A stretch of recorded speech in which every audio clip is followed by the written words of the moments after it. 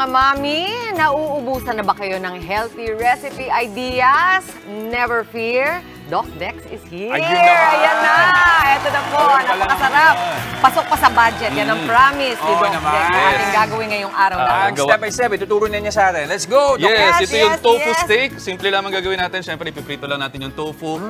Just the way you want it. So, nakakat lang yan. Kinat lang natin. Nilagay ng konting flour, nilagay ng konting cornstarch at pinrito. Kayang-kaya Kayang-kayang yan. gawin yan ng ating mga mommies. Ang mahalagang malaman ninyo ay kung paano gumawa ng sauce. Oo. Diba? Yan So, ang ito yung secret. tofu steak natin. So, simple lamang yan. Meron lang tayong konting bawang. Sagana sa bawang. sagana Hindi sa masyadong bawang. konti. Hindi masyadong Pero konti. din yan. Okay din yan. So, yan. Kasi medyo madami yung tofu Oo. na. Saka anong oil pala ginamit natin ulit, Doc? Gumamit tayo ng healthy oil, canola oil. Canola with phytosterol. oil. So, yan. So, pabanguhin lang natin ng konti. Ay, naku, mabango Yan. nga. Mabango na. At isasama, wag nating masyadong susunugin yung bawang. And then, pwede na, lagyan na natin ng sibuyas. Ito yung laging argument eh, no? Ano dapat unahin? Bawang o sibuyas? Conforme ko anong gusto Galing mo. talaga ni Jess. Yan nga ang Conforme ko anong tinatanong. gusto mo, no? So, katulad nito, nilagay ko muna yung bawang, no? At sa bago yung sibuyas kasi gusto ko lamang na yung aroma ng sibuyas ay medyo mas tumingkad ng konti. Tama. Saka depende ata kung ang nire-require ng dish mo na medyo sunog Yes. yung bawang mo. Medyo sunog yung bawang or medyo sunog yung sibuyas mo. Sibuyas, So, nasa sa inyo na yan. So, lagay lang natin yan and then afterwards, lagay lang natin yung ating bell pepper. Pampakulay. Pampakulay at Ayan. syempre for our added antioxidants. Antioxidants. Ayun, Pwede hindi pang green, Doc? Pwede rin namang green, no? Yun nga lamang dahil nga medyo marami sa ating mga kapatid ang nagkakaroon ng problema sa puso sa ngayon. Yung mga oranges and reds kasi good for the heart. Oo, ganun pala Yes, yan yung may mga antioxidants na meron tayo. Yung green, maganda naman para saan? Yung green naman, maganda naman sila sa iba namang antioxidants yun. So more Okay, of mga okay. diabetes ninyo, mga ganyan mga Pwede sugars. rin naman. Yun naman pala. Pwede rin naman. Pwede rin namang mix na. Pwede rin Green namang at mix red. na. Yun, Ayan, maganda. diba? Pwede din naman. And then, May na-excite Ayan, na may dito. na-excite na. Gusto- Sinabi na ng maya-maya pa eh.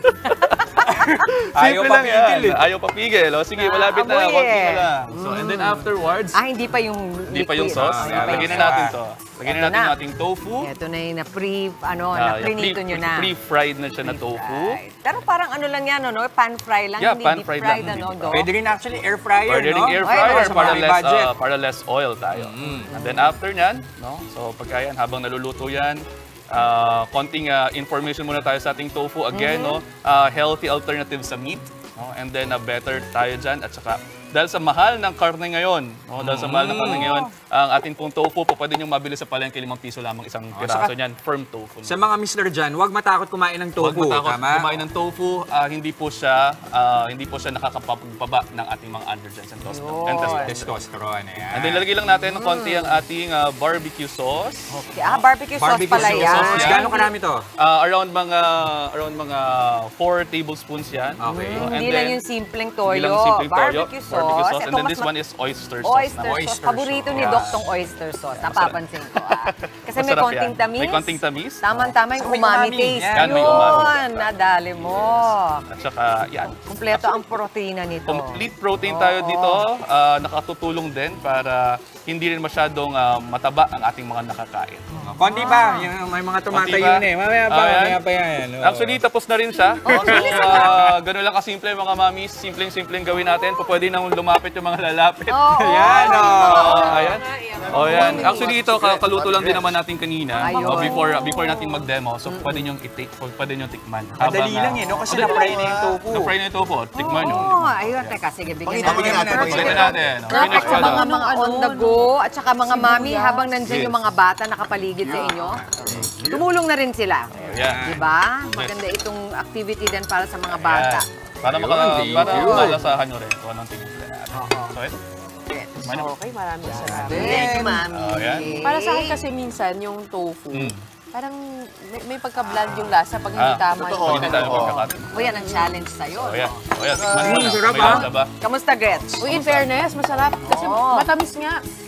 Saka parang may, tamis na may alat. may kick of spice din. Yan. Yun. Yan para kay Greg. Lasang-lasa Yan yung yung oyster kick. saka yung barbecue sauce na nilagay natin kanina. Kaya nga sabi nga natin, huwag matakot sa tofu. Yung may mga gout po, pwede po ito sa inyo. Ang huwag na huwag nyo ilalagay ay kasamahan siya ng meat. Kasi ito yung magpapataas ng protein level ng ating dish. So, Huwag mo dayain. So, huwag mo dayain. Kung marami kang tofu, pero may karne ka rin pala. yes. Kaya para sa akin, sabi ko nga, kung ayaw kasi hindi ako kumakain masyado ng tokwat baboy, Kokwat Babs na lang kasama ng aking girlfriend na si Babs. Yun! Kokwat Babs na lang. Shout out, Ivan! Napakasarap. Maraming salamat, Doc Dex. Sa Doc ni Doc. Doc ni Doc. Special tofu. Mga kapatid, Gretchen Ho po, huwag maging huli at maging una sa lahat ng balitaan. Maging maalam at may pakialam sa mga napapanahong issue at balita sa bansa. Mag-subscribe at mag-follow sa News 5 social media pages.